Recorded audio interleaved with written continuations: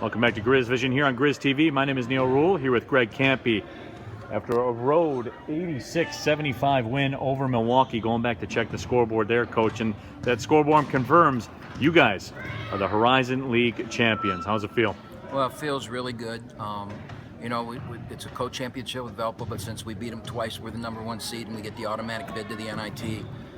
We don't want to go to the NIT, but it's a nice consolation prize, and just to be able to say we did that. Plus, as I told you on the radio, it was emotional for me because, you know, we had our way in the Summit League. We were doing pretty good, and I think that if we'd have stayed in that league, we'd have been in the tournament a few more times than we've been.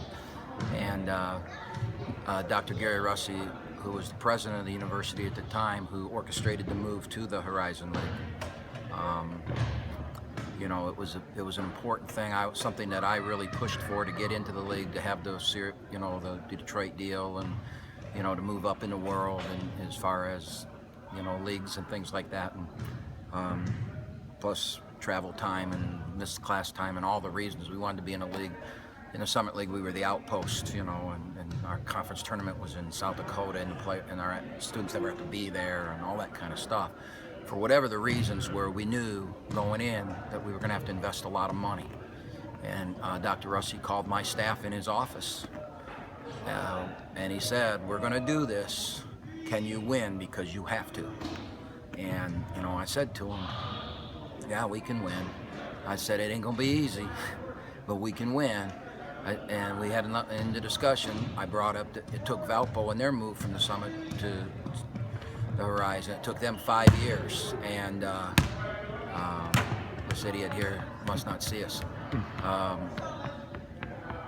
I promised him, I said, we're gonna do it in less than 5 years. And we came very close in year 2, and we didn't get it done.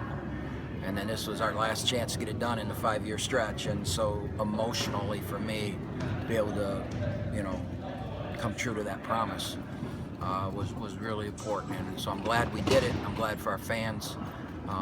Although I'd ask you this question, Neal: how many of our fans believed when we walked off the floor against Cleveland State at home that night that we would win the championship? You know, There wasn't many. Right.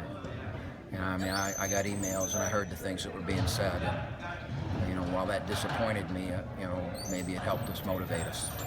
You know, Coach, you look at what Sharon Dorsey-Walker did in this basketball game too. A senior, his final regular season contest, all he does is come out and score a career-high 28 points, make 8 threes. You think he wanted it? Well, there's no question, but as I told you on the radio show, he deserved it, you know. Our whole team deserved it. Every one of our guys have put the time and the work in. I mean, we started, Coach Cornell Mann started at 7:30 in the morning shooting, voluntary shooting, because we were shooting the ball so bad. And, you know, I'm just a guy that believes good things happen to good people, especially if those people are willing to work and do the extra work and believe in themselves. And Sharon has always done that. He's always done the extra work. He's always been a great, you know, his story is well documented, what type of person he is. But I knew, I had a good feeling that he would come through because he deserved it, and sure enough, he did. And he didn't break a sweat tonight, man. He was, you know, the great thing about it, there was none of the bull crap there was none of this stuff and you know, and all that stuff that the players do today. And, you know, we got a technical because one of our players did that at a very important time. And we had just gotten a 7-point lead, and they made 7 straight points after the technical. And I told our team all year long, when we do stuff like that, it's going to come back and haunt us. We're going to do that at the wrong time, and it's going to haunt us. And it almost did tonight. I'm going to tell you something, Neal. It's a difficult thing from a coach's standpoint, because they watch the NBA. And they watch, and every time somebody in the NBA is doing this stuff and all the crap that's done, you know, I mean, it's just a society today, and I can't. They're not going to listen to me. They watch Stephen Curry do that stuff. So,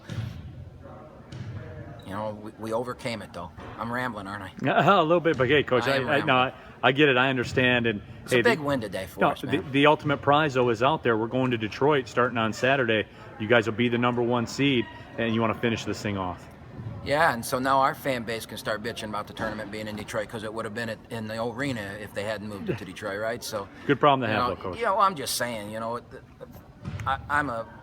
this league needs to wrapped our arms around Olympia and Detroit and that site, and we need to get 10,000 to the championship game and prove that that's the right move. And I have no issue, no problem knowing that it could have been at the arena and it's at Joe Louis or any other neutral site. I'm glad it's at a neutral site. It's great for every team involved. It's great for every kid, and I'm going to go there and embrace it. I just hope we're around all 3 days. All right, Coach, appreciate the time. Congratulations on the championship. Thanks, Neal. Congratulations to you, too. That's my third, right? Yeah. So there you go. No, I appreciate it, Coach. Thank you. All right.